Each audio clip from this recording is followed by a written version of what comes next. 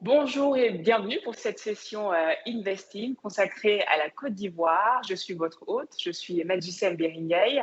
Je suis présentatrice de télévision pour le groupe Canal+, et également experte en communication stratégique pour les Nations Unies. On va patienter quelques instants, le temps de laisser au maximum de personnes de se connecter. Et ensuite, on pourra commencer avec l'introduction.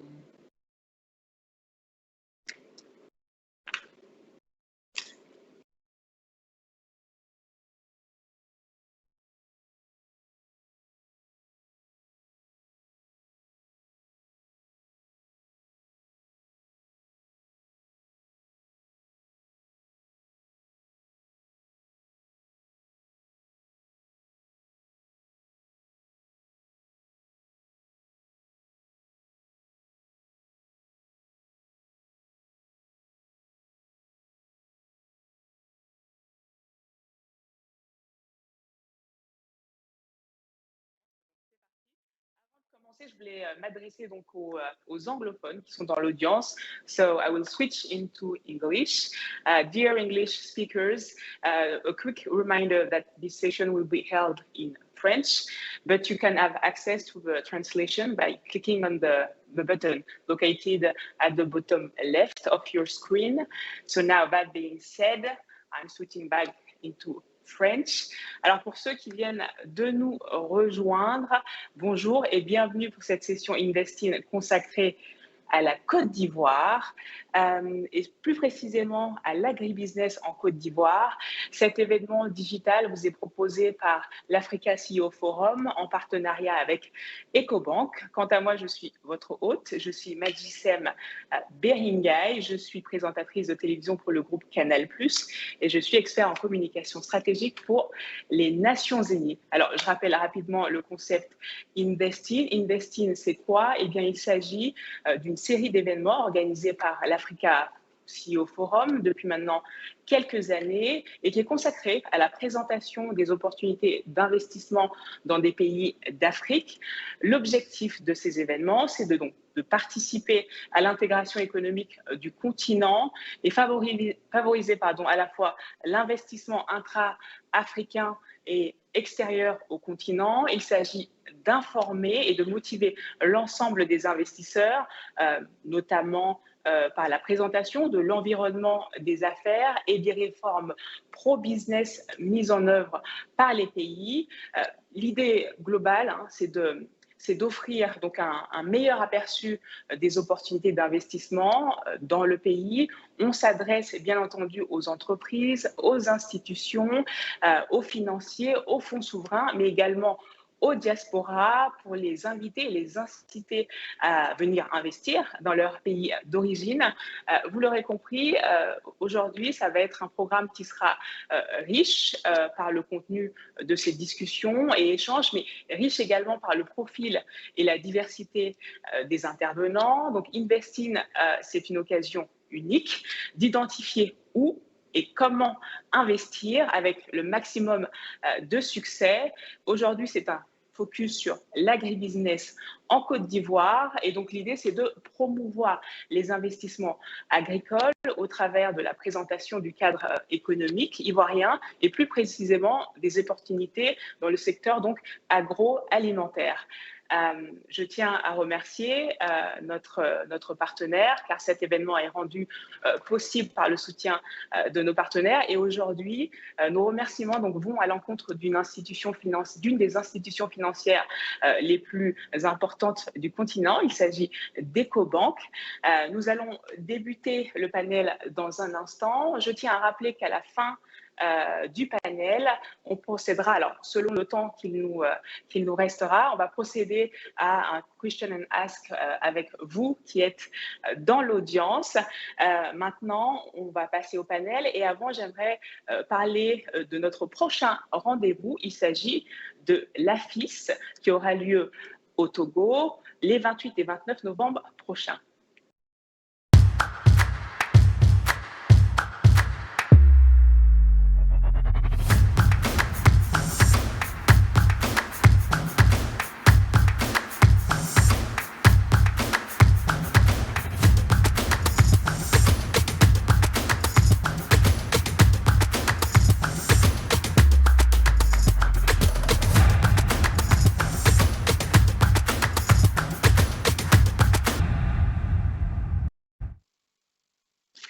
on commence tout de suite le panel. J'ai évoqué en introduction donc la qualité et la diversité de nos intervenants. Eh bien, c'est le moment de vous présenter notre prestigieux panel, donc composé de personnalités influentes du gouvernement et du monde des affaires en Côte d'Ivoire. Au cours de cette session, nous aurons donc l'opportunité de nous entretenir avec M. Kobenan Kwasi Adjoumani, ministre d'État, ministre de l'Agriculture et du Développement rural. Avec nous également M. Paul-Harry Etnard, directeur général Ecobank Côte d'Ivoire et directeur régional exécutif d'Ecobank pour la zone UEMOA. Avec nous également M. Moustapha Ibrahim Maloum, qui est le directeur régional adjoint Afrique de l'Ouest chez Proparco, M. Partheban Théodore, Senior VP, Regional Head Olam Agri. Avec nous, Monsieur Alassane Doumbia, président du conseil d'administration SIFCA. Et enfin, une femme, c'était important, Madame Massogbe Touré, PDG de CITA SA. Alors, on va commencer avec vous, Monsieur Paul-Harry Etnard. La Côte d'Ivoire est un leader de l'agriculture en Afrique de l'Ouest. Selon vous, quels sont les ingrédients de ce succès et aussi, quelles sont les limites? Une fois, merci infiniment à Jeune Afrique pour l'organisation de cet événement et bonjour à tous. C'est toujours pour nous une occasion intéressante de parler de ce qui constitue le moteur de l'économie ivoirienne qui est l'agriculture. Et évidemment, qui dit généralement Côte d'Ivoire dit aussi puissance agricole et dit premier producteur mondial de cacao. Je pense qu'une des raisons du succès de l'agriculture en Côte d'Ivoire est due au fait qu'ils ont une locomotive qui s'appelle le cacao, qui est la matière première agricole phare du pays. Et cette locomotive tire un peu toute une filière, tout un ensemble d'autres denrées agricoles et qui font que la Côte d'Ivoire se positionne aujourd'hui comme une vraie puissance. Le deuxième élément qui justifie aussi ce succès, c'est que cette filière qui est le cacao est plutôt bien structurée en termes de financement. Évidemment, il y a différents modèles de financement du cacao. Le Ghana a un modèle différent, mais il faut admettre que sur la Côte d'Ivoire, on a un modèle de financement qui est plutôt bien huilé, qui fonctionne plutôt bien et qui fait que cette filière continue de permettre à la Côte d'Ivoire de rester en cette position de numéro 1 sur la scène mondiale. Enfin, le troisième élément, c'est que la Côte d'Ivoire n'est pas seulement une puissance sur le cacao. Si on creuse et si on regarde un peu le panorama, la bonne nouvelle, c'est qu'il y a un certain nombre de filières qui se sont développées. Il y a une vraie diversification agricole qui existe, que ce soit l'EVA, que ce soit l'anacarde aujourd'hui qui se développe avec la Côte d'Ivoire qui joue maintenant une position primordiale sur le marché mondial, que ce soit le café. Toute cette filière, toute cette diversification donne beaucoup de puissance et beaucoup de poids à la Côte d'Ivoire comme puissance agricole. Il se trouve qu'évidemment, la photo n'est pas belle sur tous les angles et il faut regarder un certain nombre de limites. Je vais en citer quelques-unes sur lesquelles nous, on se concentre. La première limite, c'est la productivité et je pense que les producteurs comme SIFCA vont nous en parler. Il est extrêmement important que les autorités continuent de mettre l'accent sur l'amélioration de l'environnement fiscal et de l'environnement juridique qui permet vraiment d'améliorer encore plus la productivité sur les matières premières agricoles. Pour nous, c'est un élément qui est extrêmement important. Une autre limite aussi qu'on regarde beaucoup, c'est tous les sujets qui sont liés au contrôle des prix par les producteurs. On reste quand même dans un marché qui est quand même régulé et qui dit régulation parle quelquefois d'imperfection de marché. Je pense qu'il va falloir réfléchir à un moment à voir comment est-ce qu'on peut apporter encore plus de flexibilité au niveau des prix. Et nous, par exemple, à Ecobank, nous, on est un des militants qui essayons de promouvoir le plus possible l'idée d'une bourse des matières premières agricoles qui va permettre un peu de faire la connexion entre les producteurs et les prix mondiaux. Enfin, le troisième élément qu'on considère comme limite, c'est tout le sujet qui est lié à l'infrastructure. Je pense que si on essaie de segmenter la filière agricole, il y a la production, il y a la transformation, mais entre les deux, il y a un élément qui est important, qui est le stockage. Et je pense qu'il serait intéressant pour la Côte d'Ivoire d'investir encore plus de manière massive sur le stockage pour continuer à jouer ce rôle majeur au niveau de la scène mondiale. Alors, vous venez d'aborder un peu toutes les étapes de la chaîne de valeur agricole. Et donc, moi, j'aimerais poser une question à Monsieur Ibrahim Maloum. Proparco appuie donc l'investissement privé dans les filières agricoles et agro-industrielles, et ce, à toutes les étapes donc, de la chaîne de valeur.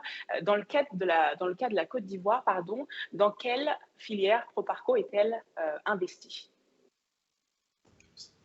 Merci Magicem pour cette question. Je tiens d'abord à saluer Jeune Afrique pour l'organisation de cet événement et puis tous les participants qui nous suivent en ligne aujourd'hui et nos amis et partenaires qui sont également autour de la table.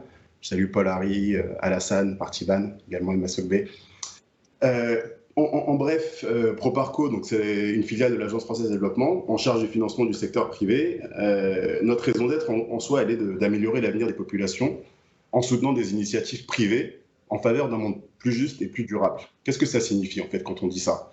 Ça veut dire accompagner la croissance des secteurs dynamiques et essentiels à l'économie des pays dans lesquels on intervient, donc en ligne avec les plans nationaux de développement. Quand on dit ça, du coup, en pensant à la Côte d'Ivoire, on pense au secteur agricole, naturellement, qui représente 20% du PIB, plus de 40% des emplois. Donc à ce titre, on est très investi dans le secteur agricole en Côte d'Ivoire. Nos interventions, elles visent à développer en fait la production agricole primaire, mais également la transformation locale de ces matières premières afin de créer de la valeur ajoutée localement, ce qui est juste indispensable, maximiser les revenus des producteurs, des entreprises qui sont investies sur ces secteurs et créer des emplois décents, pérennes, en particulier pour les jeunes et pour les femmes en fait, qui sont les plus impliquées dans ce secteur. Donc là-dessus, on essaye d'accompagner également la promotion des champions nationaux. Mais justement, en parlant de champions nationaux, pour vous, quels sont les secteurs les plus porteurs? On y vient. Là-dessus, on a d'ailleurs Sifka, on a Alassane qui est là autour de la table, on a Madame Masegbe également de CITA. En soi, l'EVA, c'est un des secteurs qu'on accompagne le plus en Côte d'Ivoire. On a un partenaire historique et de longue date du groupe Sifka qu'on finance à travers son activité à la fois donc avec PAMSI, avec GREL, avec SIPH, donc sur les différentes chaînes de valeur, à la fois l'EVA, on travaille sur le cacao également avec Ecom, on travaille sur le cacao également avec Olam. Donc on a travaillé sur ces chaînes de valeur. Au-delà de ça, donc, on accompagne nos partenaires locaux en fait en conseil sur tous ces sujets. On les amène à adopter des meilleures pratiques, des meilleures normes environnementales et sociales sur toutes ces chaînes de valeur. Encore une fois, pour revenir à votre question sur les secteurs, c'est cela, c'est le coton, c'est l'EVA, c'est le cacao, c'est tous ces secteurs. Aujourd'hui, on est sur un pays qui est porteur, tout ce qu'on plante en Côte d'Ivoire pousse, à vrai dire. Donc je pense que toutes les personnes autour de la table seront ravis de le dire. Il y a des sujets qui ont été également amenés par Paul Harry, qui est posé sur la table, qui sont des contraintes sur lesquelles on travaille tous ensemble, également avec le gouvernement. Donc on travaille, nous, en direct en finançant ces acteurs-là, mais au-delà de ça, pour les plus petits acteurs, on travaille via de l'intermédiation financière, c'est-à-dire accompagner des institutions financières locales à améliorer en gros leur connaissance des chaînes de valeur agricoles. Donc Paul Harry est là également, on apporte des outils de partage de risques et d'accompagnement technique pour permettre aux institutions financières d'aller financer des petites coopératives agricoles, à la fois du coup en Côte d'Ivoire, mais de manière plus globale en Afrique. Donc des outils qui nous permettent sur ces secteurs à fort impact, notamment l'agriculture, d'aller prendre jusqu'à 70% du risque que la banque prend quand elle prête à ces acteurs-là. Donc voilà un peu ce qu'on fait sur la Côte d'Ivoire. Et pour sur la partie conseil, je voudrais juste citer ce qu'on fait avec le groupe Cofina et plusieurs de ses filiales en Afrique de l'Ouest, notamment du coup, le groupe basé en Côte d'Ivoire. C'est quelque chose d'assez unique.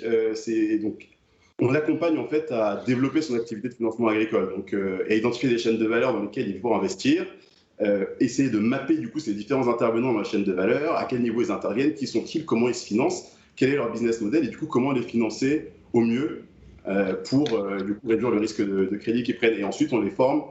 On forme des desks, on crée des desks agri au sein de ces institutions financières. Et donc, ce qu'on a fait l'année dernière avec Cofina, et aujourd'hui, ça déroule sur 4 pays, dont la Côte d'Ivoire. Alors, moi, ce que je retiens, c'est que tout ce qu'on plante en Côte d'Ivoire pousse, et je suppose que Madame Masson Touré va être d'accord avec vous, parce que la Côte d'Ivoire, on le sait, est le premier producteur d'anacarde dans le monde. Votre entreprise à vous est leader de la filière. Vous avez ouvert la voie il y a près de 30 ans, ce qui fait de vous, en fait, de facto, un témoin donc privilégié de l'évolution de cette filière. Alors, Madame Touré, qu'est-ce que vous pouvez nous dire sur cette évolution et surtout sur les perspectives de la filière? Alors, Madame Touré, on ne vous entend pas. OK, voilà, c'est bon. Parfait. C'est bon, vous m'entendez? OK, d'accord, très bien. Merci beaucoup, Maguidienne. Et puis, avant tout propos, je voudrais vraiment emboîter le pas à mes prédécesseurs, remercier vivement Jeune Afrique qui nous donne l'opportunité de nous exprimer sur un beau plateau avec des éminents intervenants, alors que je connais tous d'ailleurs, à part Mustapha, mais comme il porte le nom de mon fils, donc de facto, je le connais. Voilà, merci beaucoup.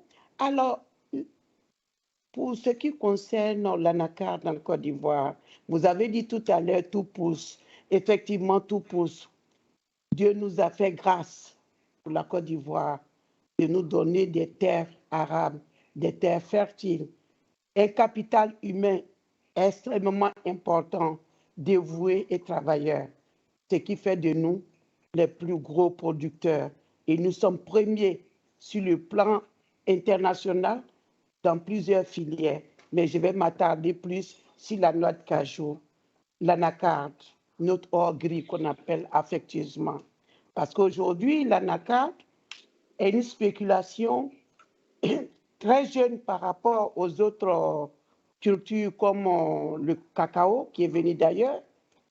Mais la noix de cajou, c'est l'œuvre des braves paysans ivoiriens que nous sommes. Nous avons cru à un rêve. Parce qu'à la base, en fait, la noix de cajou, on n'avait pas idée du côté économique. C'était fait à la base pour le reboisement en Côte d'Ivoire. Et c'est après longtemps que nous avons vu, à travers des actions que nous avons menées avec l'ensemble des producteurs ivoiriens pour mettre en place une filière. Aujourd'hui, qui fait la fierté de la Côte d'Ivoire, nous sommes premiers mondial avec plus d'1 million de tonnes. C'est quelque chose d'important. C'est une fierté pour nous. Mais ce n'est pas pour autant qu'on va hausser les épaules pour dire, effectivement, on a réussi, on n'a plus rien à faire. Non, nous voulons le retour sur investissement. Et on ne peut pas l'avoir sans travailler toute la chaîne de valeur, sans passer à la transformation. C'est en ce sens que je dis que les perspectives sont bonnes. Les perspectives sont bonnes, d'autant plus que nous devions passer immédiatement à la transformation. Chose que nous avons vue d'ailleurs en tant que groupe CITA depuis plus de 25 ans. Nous sommes dans la transformation, nous transformons, nous exportons et nous sommes sur le marché international. Pour vous dire qu'effectivement, nous le pouvons et nous pouvons aller sur les marchés émergents. Et nous pouvons partir de rien pour être où nous sommes avec la volonté. La transformation aujourd'hui, nous avons bon espoir parce que nous sommes en phase avec l'État ivoirien, le gouvernement qui a fixé même pour objectif avoir 50% de la production nationale transformée d'ici 2025. Oui, 2025, voilà. Mais nous, en tant qu'acteurs, nous disons qu'il faut passer à 100%. Parce qu'on ne peut pas avoir le retour sur investissement tant qu'on n'aura pas transformé toute la production nationale. Et pour ce faire, il faut travailler toute la chaîne de valeur. Nous travaillons aujourd'hui seulement qu'avec 30% de la noix de cajou, parce que c'est avec la coque que nous travaillons. Nous avons 70% que nous jetons aujourd'hui, la pomme. Et les coques que nous obtenons, nous ne faisons rien avec, pendant que nous avons un potentiel immense à transformer ces coques pour pouvoir produire de l'énergie, faire des biogaz, pour nous permettre de pouvoir être éligibles encore au crédit carbone. La filière noix de cajou, c'est une opportunité immense pour permettre à l'ensemble des acteurs, pour permettre aux millions d'Ivoiriens qui vivent aux dépens de grâce à cette spéculation, de vivre décemment, de vivre mieux, d'avoir un environnement où il fait mieux vivre à travers les savoir-faire. Les perspectives sont bonnes. Nous, en tant qu'acteurs, nous nous engageons.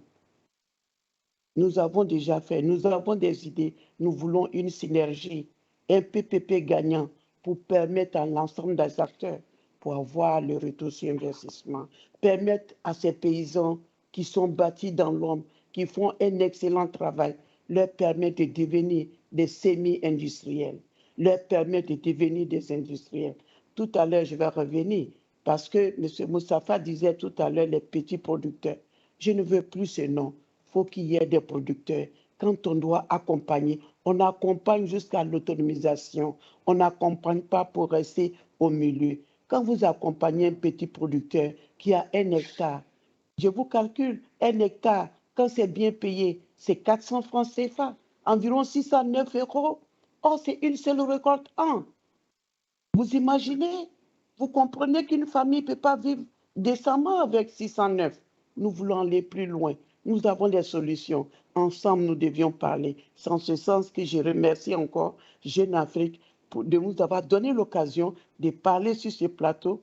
Et voilà, je vois Paul qui remue la tête. Il sait où je dois partir. Je vous remercie. En tout cas, c'est un message qui est très positif. En effet, les perspectives sont bonnes. Et moi, ce que j'ai apprécié notamment dans votre intervention, et je suppose que les membres de l'audience aussi, nos participants aussi, c'est votre vision inclusive du développement du secteur agricole. Alors, autre acteur qui est aussi sur la filière anacarde, entre autres, c'est Monsieur Partheban Théodore. Alors, I will switch now into English. So your company has been present in Côte d'Ivoire since 1994 in the cocoa, the cotton, coffee, rubber, and cashew nut sectors. In recent years, the state of Côte d'Ivoire has committed itself to implement a strategy of increasing the production and the local transformation capacities of all this production. And I think I really want to know, how does a group like yours fit into this policy? Thank you, Majisan, and thank you for allowing me to speak in English. Excusez-moi, Madame Touré, permettez-moi d'exprimer en anglais. Tu sais bien parler le français. Mais pas devant la caméra. Okay. Okay, so before I talk about how we fit in, Majisan, let me just give you a brief context, which I believe is very relevant for companies like us. Firstly, I think the others have mentioned it. Côte d'Ivoire is all about scale. Côte d'Ivoire is one of the very few countries where we've seen that there is a very conscious, deliberate, visionary, and ambitious plan for every sector that the government has identified. And this provides significant scale. So today we're talking about cocoa being the world's largest, Côte d'Ivoire being the world's largest producer of cocoa, soon probably the largest processor of cocoa. Olam is present in cocoa processing. We invested in our first factory in 2013. And today we're almost 2 times what we invested in 2013. In cashew, again, Côte d'Ivoire is the world's largest producer. It's also today the 3rd largest processor of cashews in the world. And there is a momentum today which is definitely going to see Côte d'Ivoire processing a lot more. Again, this is a sector, Madame Touré has talked about it. She's one of the pioneers in processing. We followed in 2004 when we set up our first cashew processing facility in Dimbukro. And since then, we have grown our processing volumes almost tenfold. And we have factories present across 4 different locations. And we have been able to create a very strong pull from the customer end for the Made in Côte d'Ivoire label when it comes to cashew. And I can confidently tell you today that actually the demand for processed cashews from Côte d'Ivoire exceeds supply, which means anybody who is investing in Côte d'Ivoire today in cashew processing will have absolutely no difficulty finding a market for it. The other big advantage that Côte d'Ivoire offers is about policy. I think Côte d'Ivoire has this unique structure in the industry which enables individual companies to come together as an association, to farmers to come together as an association, and the entire what we call the interprofession to have a constant dialogue with the government. And this enables our sectors to have a very market-focused approach. And policy, in most cases, is favorable. Because like Paul had highlighted, there are still constraints. But the good thing is there is a constant dialogue, and both the government and the private sector operates in full knowledge of what the constraints are. So there is a time for each of these to be addressed. And a good case in point here could be a sector like rubber. It was nowhere 10 years back, and today it's the world's third largest producer. And probably Alassane will add later. And the unique thing about rubber is that it's also among the most productive farms in the world, unlike other sectors. So that also highlights the fact that even on the producing side, Côte d'Ivoire has an immense opportunity to improve productivity. So when you have large sectors, favorable policy, a forward-looking policy, and industry-specific intervention when it's required, it automatically leads to quick development and quick growth. And today, Olam works in multiple sectors, over 12 factories, working with over 300,000 farmers, over 6,000 employees. And I can tell you that there still are a lot more opportunities to grow. And another key sector, which I think key aspect of Côte d'Ivoire is sustainability. Today, the whole world is talking about sustainability and ESG. And it's not many countries that can provide such a strong platform as what Côte d'Ivoire provides for companies like us to develop value chains that are sustainable. They meet government's goals of farmer livelihoods. They also meet customer needs, market needs for traceability and certification. So I think it all quite comes together quite well for companies like us to continue investing and growing our business in Côte d'Ivoire. Thank you, Mr. Fateben. You made my transition quite easy by talking about rubber. So now I will talk to Mr. Alassane about this sector. Switching back into French, Monsieur Alassane Doumbia, donc SIFCA, dont vous êtes le président du conseil d'administration, est un leader historique de l'agro-industrie ivoirienne dans le domaine du sucre de canne, de l'huile de palme et notamment du caoutchouc naturel. Votre groupe a investi la filière caoutchouc via sa filiale, donc la Société africaine de plantation DVA, qui est le premier producteur en Afrique de l'Ouest. Alors, cette société est cotée qui est cotée à la BRBM, fait face à la forte volatilité des cours du caoutchouc. Est-ce que vous pouvez nous partager votre expérience sur la question?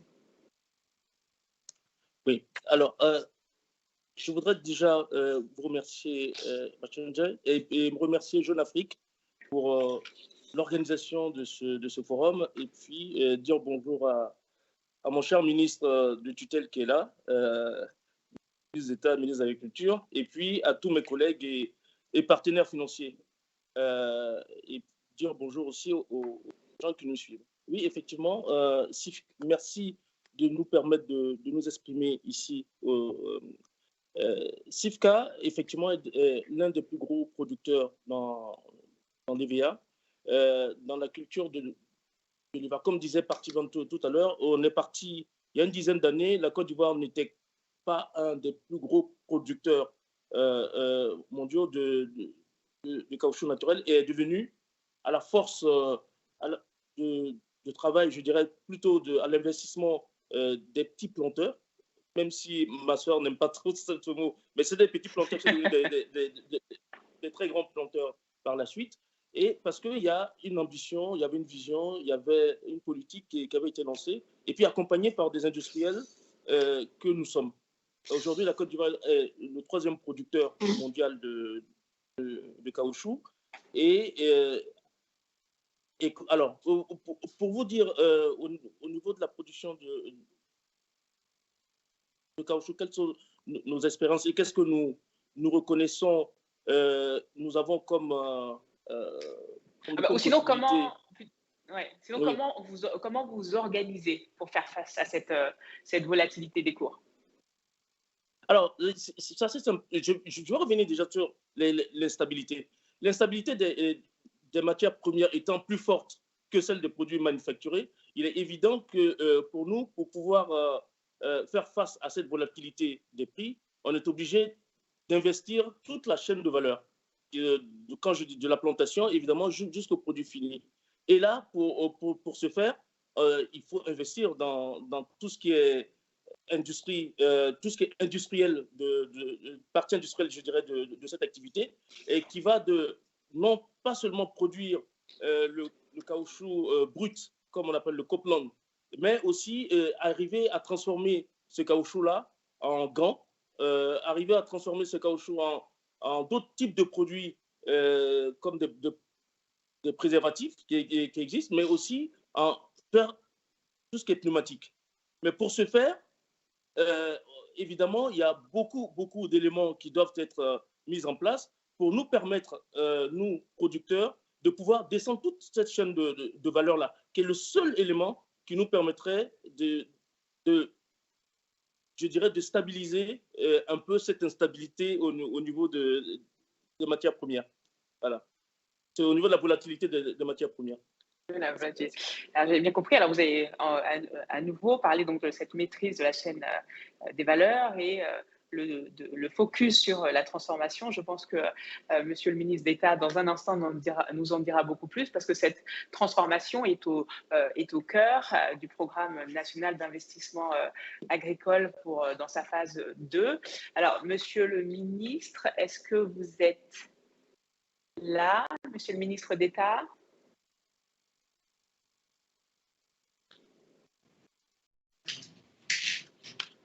Je suis là. Très bien. Bonjour, Monsieur le ministre, et bienvenue. Merci. Merci de nous accorder de votre précieux temps. Donc, je ne sais pas si vous avez suivi les échanges, mais on a beaucoup parlé donc de la maîtrise de toute la chaîne de valeur, de la transformation.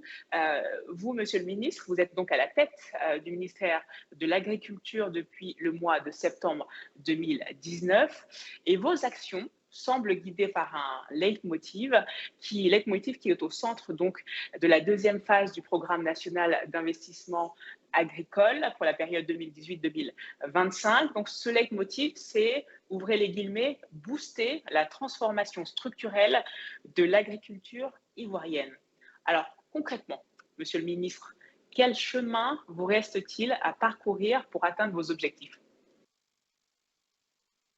D'abord, je voudrais vous remercier pour l'occasion qui m'est offerte de m'exprimer sur le secteur agricole ivoirien, un secteur agricole ivoirien essentiellement dominé par également l'actualité, et de vous entretenir sur l'ensemble de ce que nous faisons. Pour rappel, je voudrais vous dire que le programme national d'investissement agricole, dans sa phase première, a permis de renouer avec les investissements publics dans le secteur agricole, de produire en quantité. Et depuis 2018, avec la 2e génération donc, du PNIA, les orientations sont mises sur l'amélioration des systèmes de production, la transformation de la commercialisation et surtout dans un cadre de respect de l'environnement. Alors, nous travaillons sur la base d'Agropole. Et aujourd'hui, plus que jamais, sur les 9 agropoles dans le PENIA de 2e génération, celui de la région du Bélier, dont la capitale est à Yamoussoukro, est opérationnel. L'agropole du Nord, d'ailleurs, vient d'être lancé en juillet 2022 par son Excellence, Monsieur le Premier ministre, Hachi Patrick.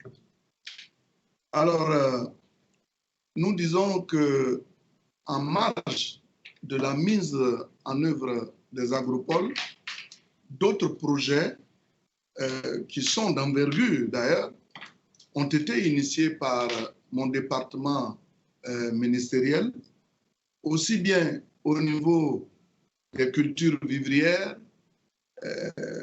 que aussi au niveau des cultures de rente. Donc les actions d'envergure que nous menons aussi concernent le développement des zones de transformation dédiées également pour l'ANACAD et aussi bien pour le secteur vivrier. Tout à l'heure, j'ai écouté Madame Touré qui parlait donc de l'ANACAD. Et en termes donc de mobilisation des ressources pour la mise en œuvre du PENIA 2, c'est près de, je dirais, 1800 milliards d'intentions de financement avec, oui, 1800 milliards d'intentions de financement avec bien sûr toutes les institutions de financement et pour lesquelles nos équipes sont en train de travailler étroitement avec les autres pour rendre, je dirais, effectives ces ressources sur le terrain. Parce qu'il ne sert à rien de déclarer des fonds sans moyen de les mobiliser. Et c'est ce travail que nous faisons. Ces ressources aussi sont pour la plupart orientées vers le développement et l'amélioration des facteurs de production. Je veux parler des aménagements hydro-agricoles, le développement de la diffusion d'innovations résilientes. Il y a aussi des structures marchandes telles que les pistes rurales, parce que sans pistes rurales, nous ne pouvons pas accéder à nos productions. Donc, il y a également des infrastructures de commercialisation, de stockage. Il y a des infrastructures de transformation dans les zones de transformation. Et donc, tout est intégré dans le cadre de ces agropoles. Et pour conclure sur cette question, nous pouvons affirmer que nous sommes déjà bien engagés dans la mise en œuvre du PENIA 2. Cependant, nos attentes restent encore grandes à l'endroit du secteur privé.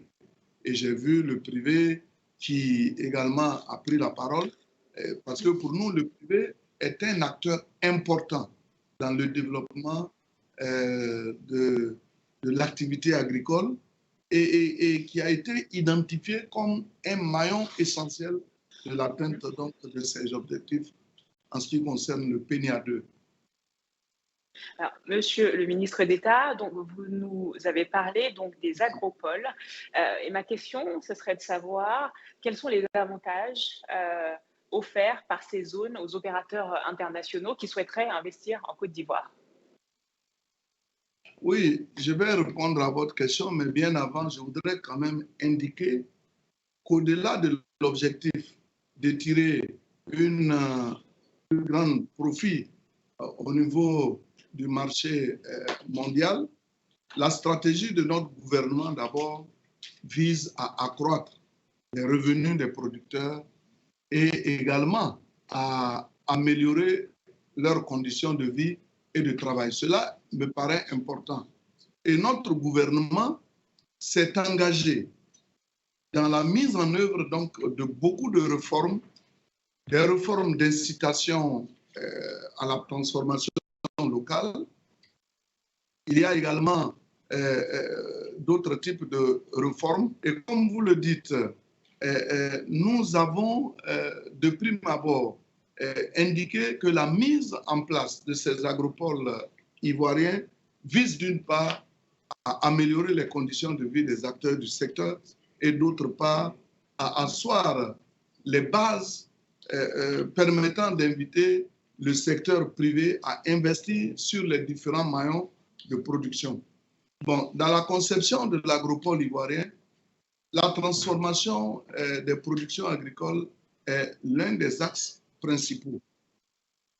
Ainsi, je crois que, et c'est ce que nous faisons aujourd'hui, au niveau de chaque agropole, une zone de transformation agricole, comme je l'ai dit, et des centres d'agrégation et des services sont prévus pour être mis en place en vue de rapprocher les services agricoles des exploitants et de développer l'activité de transformation des produits. Ces infrastructures sont donc développées dans chaque agropole en fonction, bien sûr, des spécificités de chaque localité. Parce qu'aujourd'hui, nous avons compris que chaque région dans notre pays a des spécificités agricoles qu'il faut développer. Si c'est le riz qui peut réussir dans telle ou telle localité, nous allons nous adonner à la pratique, à la culture du riz. Si ailleurs c'est le cacao, l'anacarde ou bien d'autres spéculations agricoles, nous allons nous y atteler. Ça, c'est la nouvelle donne au niveau donc de Pénia 2. Et donc, dans le cas au niveau de l'agropole Nord, qui vient d'être lancé par exemple en juillet dernier, dans cette zone de l'agropole Nord, il est prévu la mise en œuvre, je dirais la mise en place d'un agroparc de 100 hectares. 100 hectares, quand même, c'est important.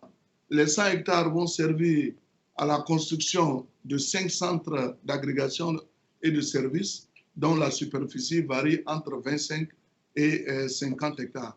Sur ces sites aussi, les entreprises du secteur privé pourront s'installer pour développer leurs activités. Et ce sont des aménagements qui vont être faits par l'État de Côte d'Ivoire.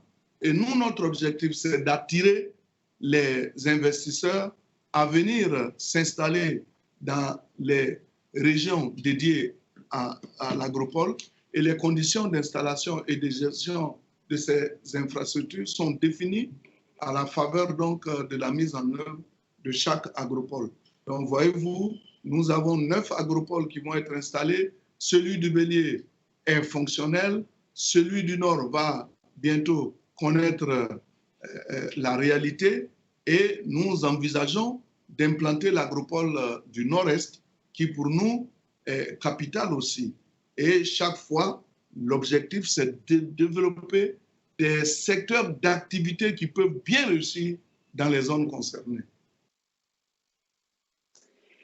Merci, Monsieur le Ministre. Alors, on ne peut pas aborder la question de l'agribusiness sans évoquer le symbole en Côte d'Ivoire qui est le cacao, dont votre pays est le premier producteur mondial, on l'a dit un peu plus tôt. Alors, juste quelques chiffres. La capacité donc, de broyage du cacao en Côte d'Ivoire est de 869 000 tonnes pour une production de 2,2 millions de tonnes de fèves par an. Ça, ce sont les chiffres pour 2021. Et afin donc de tirer davantage parti du marché mondial du chocolat qui est estimé à environ 105 milliards de dollars, votre gouvernement donc, a annoncé un objectif de transformation de 100% de la production de cacao d'ici à 2030. Monsieur le ministre, 2030, c'est demain. Comment comptez-vous atteindre cet objectif qui est ambitieux? Bon, vous savez, notre gouvernement s'est engagé d'abord à la mise en œuvre de réformes, des réformes d'incitation, des réformes d'incitation à la transformation, ça c'est important. La transformation, je veux dire, au niveau local. Notre gouvernement également a décidé donc que la première transformation se fasse au niveau des fèves de cacao. Ces réformes portent notamment sur l'amélioration du climat des affaires, sur l'approvisionnement également des unités de broyage qui sont installées ça et là au niveau du pays, notamment le premier niveau de transformation des produits au niveau donc, du cacao. Et en ce qui concerne l'approvisionnement des unités de broyage, des mesures également ont été prises afin d'assurer et de garantir l'approvisionnement de ces unités industrielles de transformation. Il s'agit donc de la décision que nous avons prise de réserver une partie de la récolte intermédiaire aux broyeurs afin de régler de façon durable la question de leur approvisionnement, la question de la disponibilité donc, des fèves et pour les broyeurs de disposer d'un stock quand même équivalent à 1 mois ou 1 mois et demi, je vais dire 45 jours, de leur capacité de broyage, de sorte que toute l'année, ces industries pourront donc disposer à satiété de produits à broyer. Et puis, au sujet de l'allègement de la fiscalité appliquée aux produits transformés du cacao, il y a le gouvernement aussi qui a décidé d'appliquer un taux de droit unique, de sortie, de parler du DUS différencié, par nature de produit, et en tenant compte, bien sûr, du degré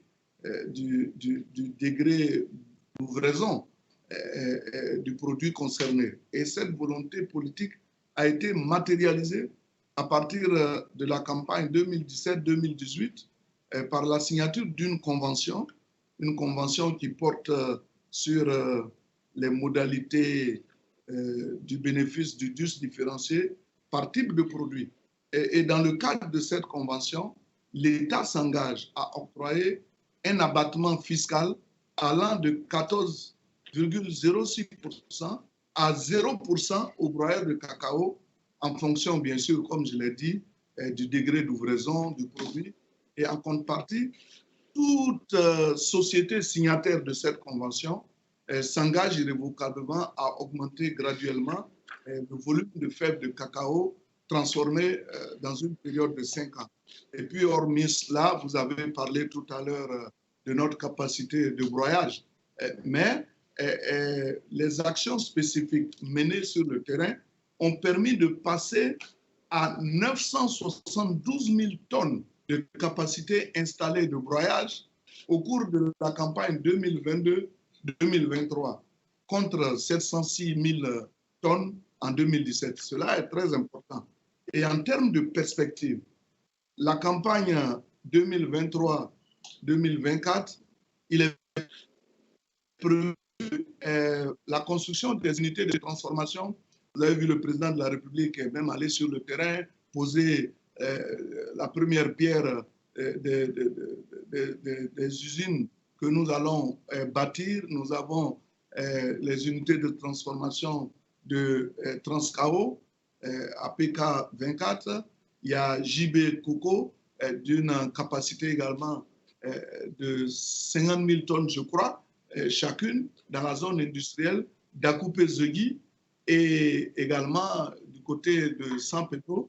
Et tout cela va permettre une capacité de broyage disponible de 1 072 000 tonnes au cours de la campagne 2023, bien sûr, 2024. Et puis de 2025 à 2030, comme vous le dites, nous envisageons la mise en œuvre de l'usine Transcao Poro à San Pedro d'une capacité de 50 000 tonnes. Et les travaux de construction vont bientôt démarrer en 2025. Et quand nous faisons la combinaison de tout ce que je viens de vous dire, nous allons largement au-dessus des 50% de broyage en 2025. Et donc, nous sommes convaincus que les 100% de transformation dont nous avons parlé au niveau local vont être une réalité. Néanmoins, il faut également, parce que tout à l'heure vous avez parlé de transformation, il faut que la transformation profite à nos producteurs. Et sur cette base, il y a des recommandations qui ont été données.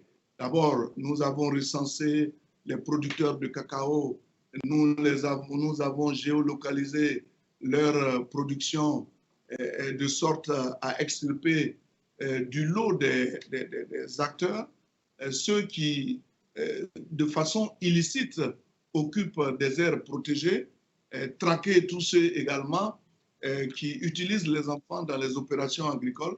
Et donc, la traçabilité, pour nous, est une réalité. Maintenant, il reste à savoir comment faire en sorte que la transformation puisse véritablement profiter à nos producteurs au niveau de la base. Alors justement, vous veniez de parler de la question de la traçabilité. Toutes les filières que nous avons balayées, elles sont majoritairement tournées vers l'export et elles font face à un enjeu qui est majeur, qui est celui, donc, on l'a rapidement évoqué, de la compétitivité, mais surtout celui de la satisfaction des normes internationales, dont cette fameuse traçabilité. Et donc, quelles sont les actions qui sont entreprises par votre ministère pour y répondre?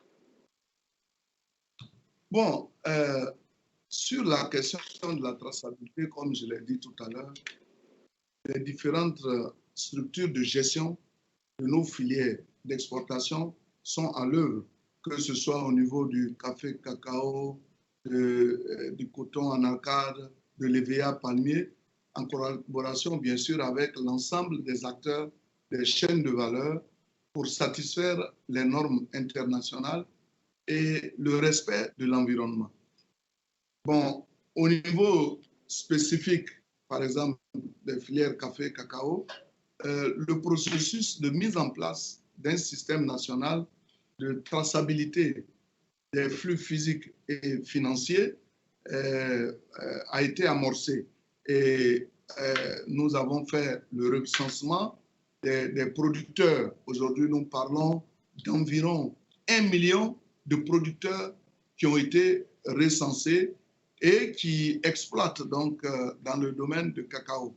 Ce recensement des producteurs et leur exploitation a été finalisé avec bien sûr des cartes des producteurs et le développement de la plateforme informatique d'enregistrement des flux physiques et financiers. Donc désormais, il y a un dispositif permanent de cartographie des parcelles et d'identification des producteurs de cacao qui a été mis en place dans les délégations régionales au niveau du Conseil Café Cacao. Ce dispositif donc va permettre non seulement d'identifier les producteurs non encore recensés et de prendre en compte les réclamations concernant la distribution des cartes qui est prévue prendre fin en 2025. Donc toutes ces actions, pour nous, conduites par le Conseil Café Cacao, contribueront à mettre en exploitation le système national de traçabilité dès la campagne principale 2023-2024. Et donc, conformément à la filière ANACAD aussi, je voudrais rappeler que la Côte d'Ivoire a fait de la transformation locale l'axe majeur de la stratégie de développement donc, de la filière ANACAD.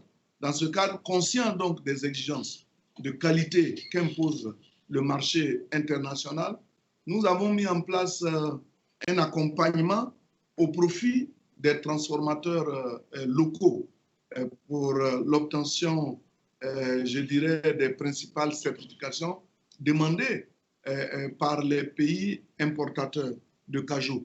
Au niveau, par exemple, du Conseil du coton et de l'ANACAD, cela a permis à 9 entreprises d'obtenir la certification FISMA, une certification qui leur donne l'accessibilité au marché américain. Et puis, le Conseil coton ANACAD bénéficie également de l'appui, je crois, du Centre néerlandais de promotion des importations à partir des pays en développement pour la prise en compte des questions de responsabilité sociale d'entreprise à travers des formations et des outils diagnostic, de la planification. En tout cas, pour ce qui concerne la filière coton, il y a également un centre unique de classement de coton qui a été aménagé et équipé à Bouaké. Et cela constitue aussi un pas important dans ce que nous sommes en train de faire et dans la promotion également de la qualité. Donc, je vous dis qu'aujourd'hui, la Côte d'Ivoire s'est engagée à se conformer aux exigences du marché international, mais il faudra aussi que le marché international tienne compte des efforts que nous faisons pour qu'au bout du compte, le producteur, à la base, ne soit pas lésé dans le partage du gâteau. Tant que cela va se faire, on ne parlera plus de cacao durable, mais nous allons trouver des moyens pour y remédier. Merci, Monsieur le ministre, pour votre intervention. C'est moi qui vous remercie. Alors, on va poursuivre avec notre panel. Alors, j'aimerais enchaîner tout de suite avec vous, Monsieur Ibrahim Maloum. Donc là, il a beaucoup été question du marché international. Monsieur le ministre a parlé du marché américain. J'estime que la question de la transformation locale, en réalité, elle ouvre un enjeu majeur qui est celui des débouchés locaux. On a beaucoup parlé des débouchés internationaux. Donc, qu'en est-il de ces débouchés locaux et quelles actions sont entreprises par votre institution pour développer ce marché local? Oui, merci.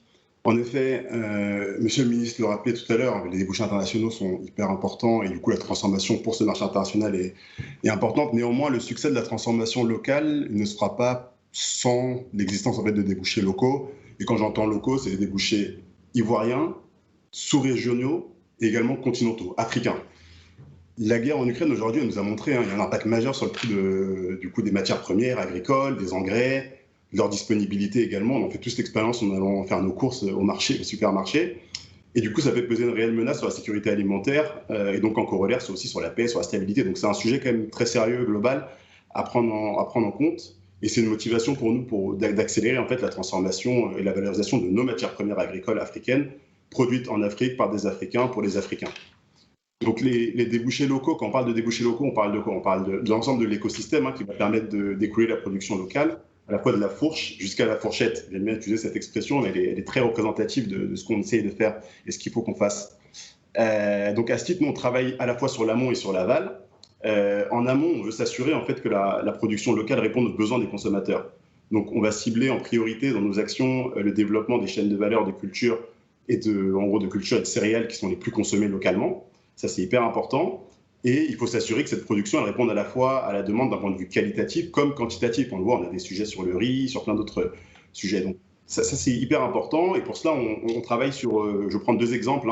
On va travailler sur le stockage. Tout à l'heure, on en parlait justement. Il faut s'assurer qu'il y ait une bonne conservation de la production primaire avant d'arriver chez les transformateurs et puis ensuite dans les magasins. Donc, on va travailler avec des institutions de microfinance, notamment sur des sujets de greniers villageois, du barantage, c'est des techniques de prêt qui permettent de garantir également de s'assurer de la bonne qualité du produit. On va travailler également beaucoup sur le transport de marchandises pour s'assurer du bon acheminement. Donc à travers nos outils de garantie, notamment les garanties ARI, The Risk qu'on déploie pour le compte du groupe AFD, on facilite l'accès au financement pour les acteurs du transport en local. Donc le renouvellement de flotte pour le transport de matières premières agricoles notamment. Donc en Côte d'Ivoire, on travaille avec SGCI, avec NSIA Bank, avec Ecobank Côte d'Ivoire depuis la semaine dernière là-dessus, avec Advance Côte d'Ivoire, avec BCC, voilà, donc avec une grosse panoplie d'acteurs. Sur l'aval, on va essayer et on fait en sorte d'accompagner les distributeurs locaux en finançant leur plan de développement. Donc à titre d'exemple, voilà, quand on analyse une opportunité par exemple de centre commercial, la dimension approvisionnement local elle va être hyper importante. On ne va pas financer un centre commercial si le développeur, le promoteur ne s'engage pas à réserver une partie conséquente de sa production, de sa vente en fait, et de son étalage à la production locale. Donc ça, c'est hyper important. Et puis pour finir sur mon propos, je ne vais pas être long, nous, on croit énormément en fait, au développement du commerce continental. C'était un peu le propos introductif tout à l'heure, et ainsi on suit de près la mise en place de la SLECAF. Je suis sûr que Paul Harry en parlera tout à l'heure, mais l'idée c'est qu'elle puisse permettre de dynamiser les échanges de produits locaux entre Africains. Et pour ça, on travaille beaucoup avec des banques pour essayer de voir comment on peut nous faciliter le commerce africain et notamment mettant en place des outils de garantie de trade finance pour leur permettre de faciliter les LC entre pays africains, faciliter le commerce régional continental. Donc voilà en quelques mots ce qu'on peut dire sur les débouchés locaux. Les débouchés locaux. Merci. Alors, Madame Touet, moi j'aimerais évoquer avec vous, vous en aviez parlé rapidement tout à l'heure, donc c'était l'ambition à l'horizon 2025 de transformer donc 50% de la récolte de noix de cajou. Je crois qu'à l'heure actuelle, si mes chiffres sont bons, on se situe au l'ordre de 14%. Corrigez-moi si c'est une erreur. Donc, ce que je disais à Monsieur le ministre, c'est un objectif qui est vraiment ambitieux. Est-ce que vous pensez que c'est possible ou est-ce qu'il y a d'autres moyens d'atteindre ces objectifs que de maîtriser la totalité de la chaîne de valeur? Alors, merci Magui-Diène. Je suis parfaitement d'accord avec vous et d'accord aussi avec Moustapha et Monsieur le ministre que je voulais remercier en passant. C'est vrai qu'il y a eu beaucoup d'atouts. Beaucoup de choses, beaucoup d'initiatives ont été prises par l'État de Côte d'Ivoire, par le gouvernement, à l'effet d'aller rapidement à la transformation. On a tous écouté tout à l'heure Monsieur le ministre parler des atouts, de ce qui entreprendre. Mais je dirais qu'effectivement, beaucoup est fait, mais beaucoup reste à faire. Parce que parlons de la crise aujourd'hui, de l'Ukraine qui nous impose à tort ou à raison, alors une crise alimentaire. Mais nous, Africains, je me pose la question. Dieu nous a tout donné. Nous produisons. Ce que nous produisons, nous devions transformer ce que nous produisons. Et nous devons consommer ce que nous produisons, nous transformons. Et nous avons tout. Sur ce plateau, il y a des investisseurs, il y a des banquiers, il y a des industriels. Nous avons toutes les volontés réunies. Parlons-nous franchement. Allons-y au concret. Nous avons les solutions parce que nous avons les compétences. Nous produisons. Alors, en deux mots, la solution, c'est quoi? La solution, c'est ça. Donc, concrètement, on fait quoi? On a tout. On a la volonté, mais allons-y au concret. Au jour d'aujourd'hui, par exemple, je prends juste la partie noix de cajou. Nous sommes premier producteur mondial. C'était un rêve que nous avons réalisé. Il y a plus de 10 ans, on n'était pas sur la liste même des pays producteurs de noix de cajou. Quand nous avons réussi ce pari, nous pouvons réussir le pari de la transformation. Mais aucun pays ne peut être industriel seul. C'est un partenariat gagnant-gagnant, État, secteur privé. Et je me réjouis du fait que le ministre d'État, effectivement, compte sur le secteur privé pour pouvoir avancer. Posons les vrais diagnostics. Je vous ai dit tout à l'heure, le paysan qui est quelque part, qui produit, aspire à être un semi-industriel, à avoir un peu de chaîne de valeur, à valoriser son revenu, pour que, effectivement, l'industriel qui est à une autre échelle puisse prendre sa production avec une plus-value et ainsi de suite pour pouvoir avancer. Nous avons l'habitude alimentaire de la noix de cajou avec tout le monde. Mais pourquoi tout le monde ne peut pas se permettre de pouvoir consommer la noix de cajou comme les autres produits? Ce n'est pas parce qu'ils n'aiment pas, mais il faut reconnaître que c'est un produit de luxe.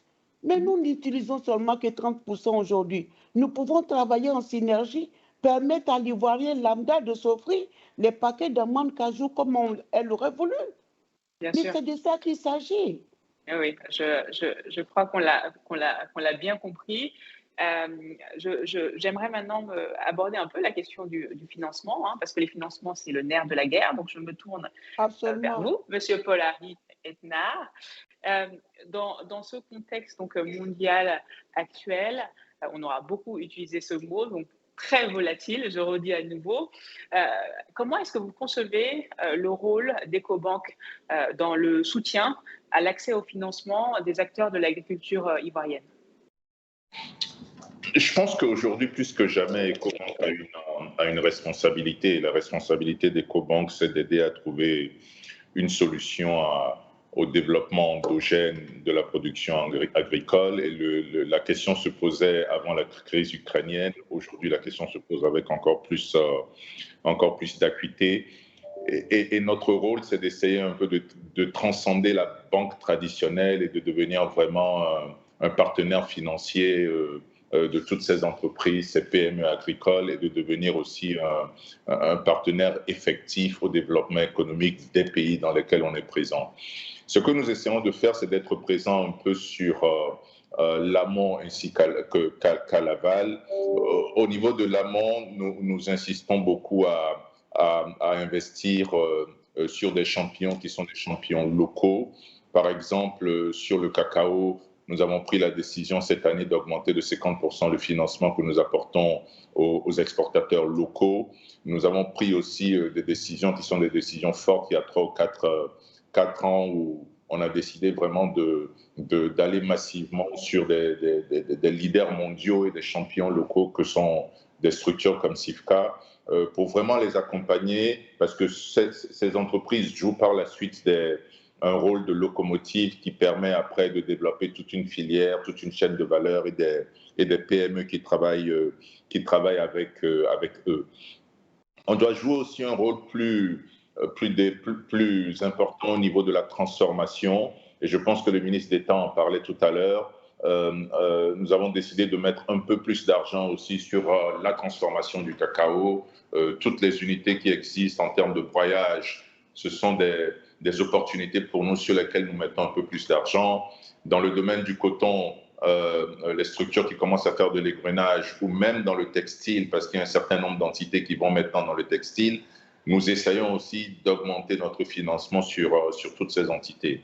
Et je reviens sur une partie de la chaîne qui est importante pour moi, j'en ai parlé un peu plus tôt, mais le stockage est vraiment le maillon, j'ai envie de dire, faible et manquant de cette chaîne. Et on a vraiment essayé de travailler avec les banques internationales, avec les entités de développement comme Proparco, pour une fois encore essayer d'adresser ce problème. Et on a signé des accords, par exemple, avec la Banque européenne d'investissement pour essayer de voir comment est-ce qu'avec 100 millions d'euros, nous pouvons aider à adresser le problème de structure de stockage sur plusieurs filières agricoles. J'aimerais juste, avant de terminer, insister sur 2 points d'attention qui sont, à mon avis, importants. Le premier point d'attention, c'est que il faut qu'on se focalise un peu plus sur les petits planteurs et les PME. Ça devient un sujet extrêmement important. Je vois Madame Touré sourire.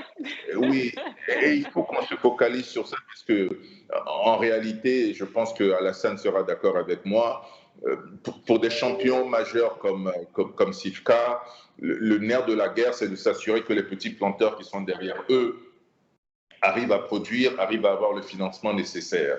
Donc, nous essayons vraiment de mettre en place maintenant des structures de financement qui sont des structures de financement backées par des garanties que propose Proparco. Riz, Ibrahim en parlait tout à l'heure, pour vraiment essayer d'apporter cette aide-là de 50, 100, 200 millions à ces petits planteurs, à ces petites coopératives, pour leur permettre de manière effective de se développer aussi. Et je souligne le rôle important que le programme Pépite que le Premier ministre a lancé il y a à peu près 1 mois est, à mon avis, une initiative salutaire qui peut nous permettre d'avancer.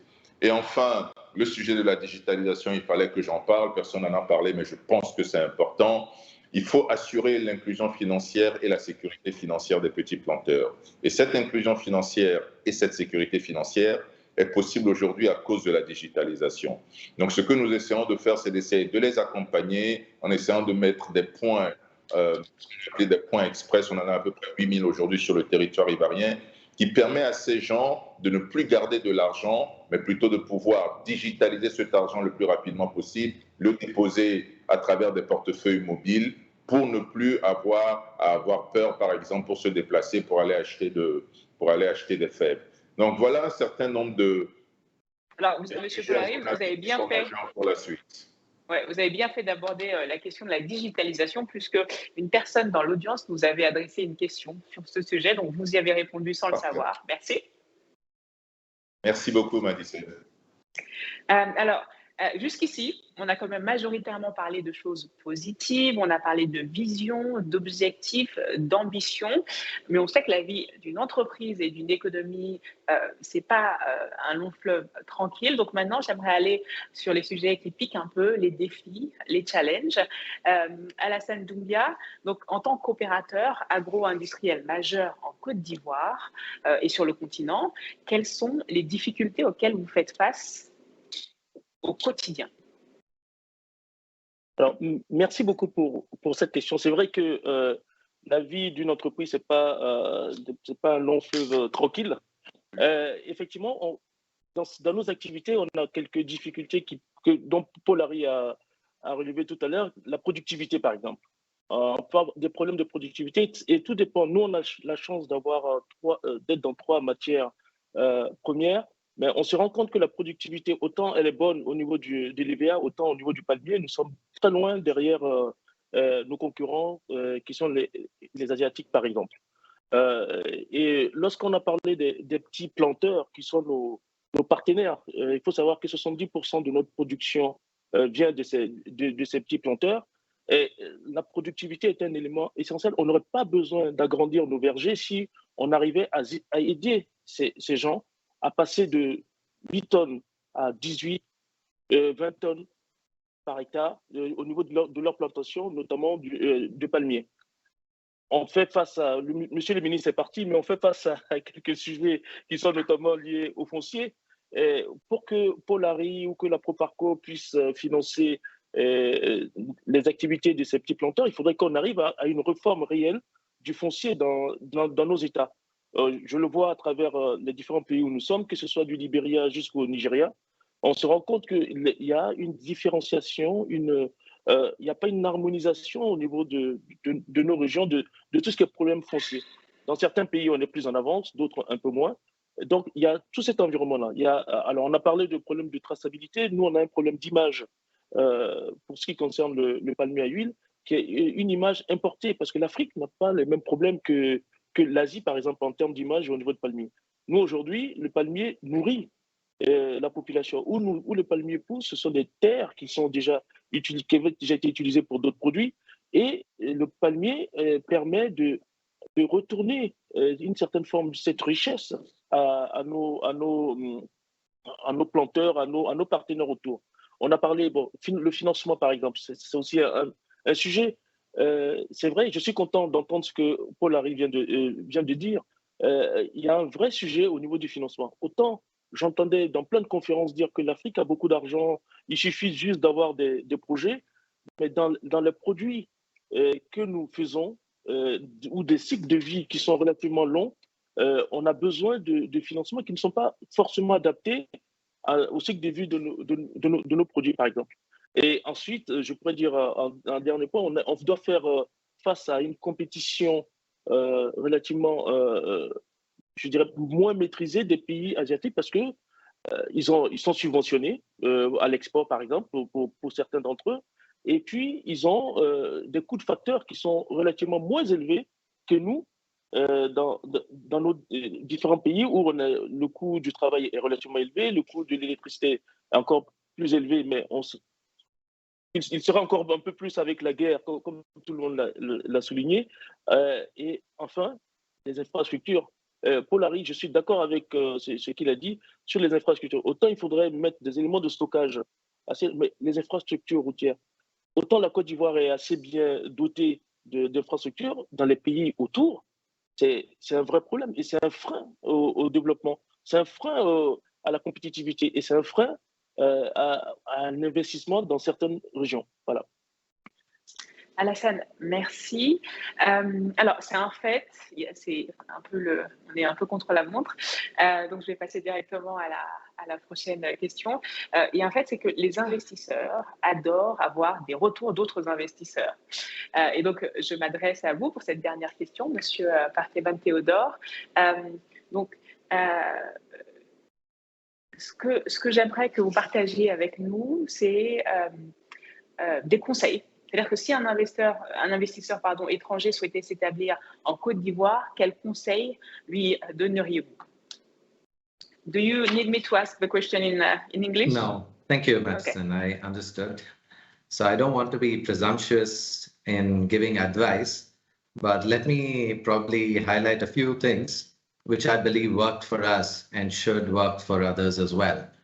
So firstly, I think, as you had mentioned earlier, Olam started in Cote d'Ivoire in 1994. Many of these sectors were really in the initial stages, but we really believed in the long-term competitiveness of Cote d'Ivoire and the leadership it's likely to have in these core sectors. So this enabled us to have long-term commitment. So I think that's one thing which differentiates us. We invested very early in the development of these industries. We invested in processing, in the supply chains, working a lot with our farmer partners. Like I mentioned, we work with more than 300,000 farmers. And we worked a lot on partnerships. And we've also invested a lot in our own people. Secondly, I think sustainability. We've talked about that. There are parts of that related to farmer livelihoods. There are parts of it related to the real sustainability of the supply chains and what the market requires in terms of traceability and full visibility and probably the environmental impact going forward. And this is, again, an opportunity which we saw coming much earlier, and we were able to take a leadership position in that. We continue to innovate, and this provides a lot of opportunities for new investors as well. We were committed to inclusive growth. Cote d'Ivoire cannot be a similar model as you would find in the developed world. Here, you have to have an inclusive growth formula. And we have partnered extensively. And I can tell you that with all my fellow panelists, at some point in time or the other, we have had partnerships. Right now, we're talking with EcoBank on rural credit. We have recently signed up with another bank called BNI to provide financing to our supply chain partners.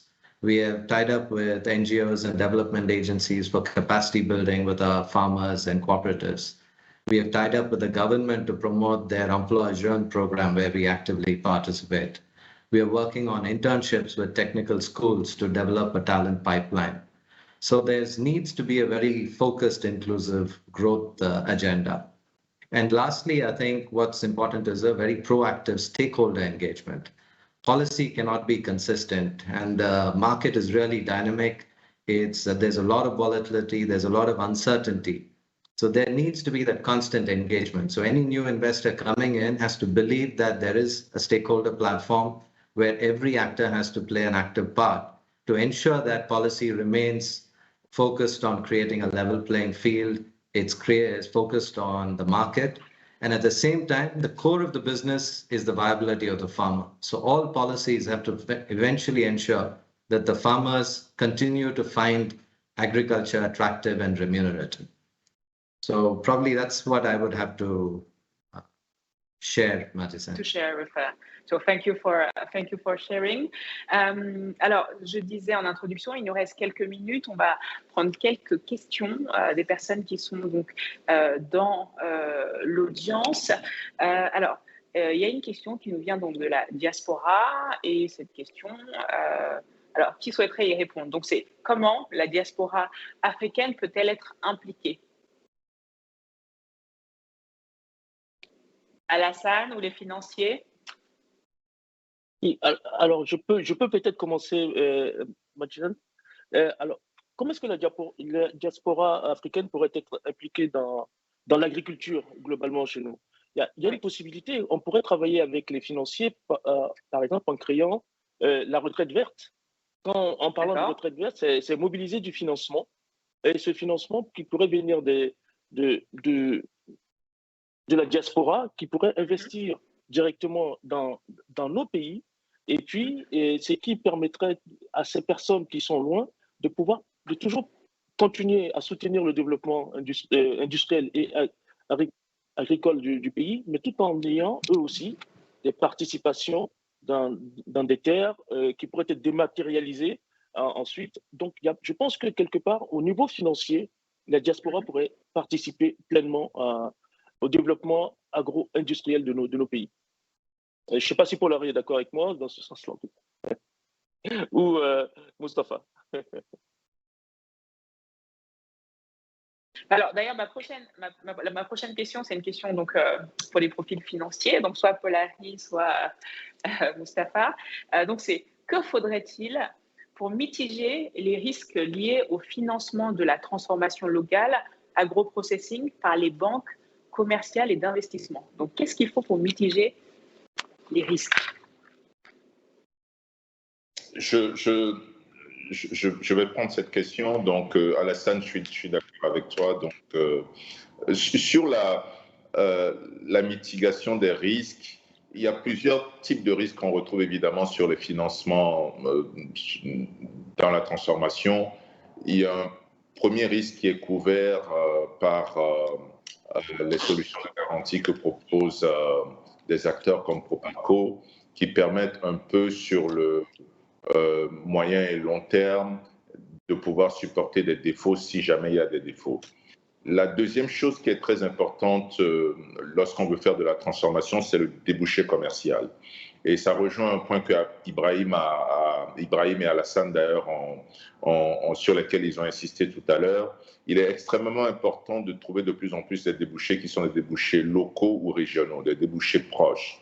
Parce que plus une banque saura exactement quel est l'acheteur final, plus il aura de l'appétit pour pouvoir investir dans de la transformation.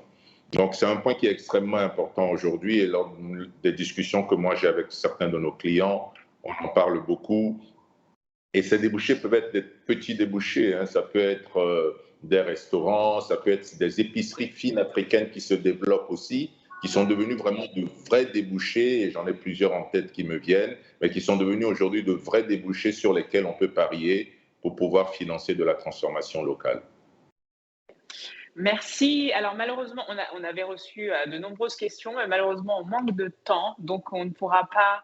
Je vois Madame Touré, je sais, en plus, vous aviez quelques questions, mais je vous les transmettrai par la suite. Donc vraiment, merci à vous d'avoir partagé donc, vos expériences, vos expertises respectives. Je veux également remercier donc, notre partenaire, EcoBank, et également les gens qui sont dans l'audience, parce qu'ils ont été nombreux, plus de 1000 participants, plus de 1000 inscrits.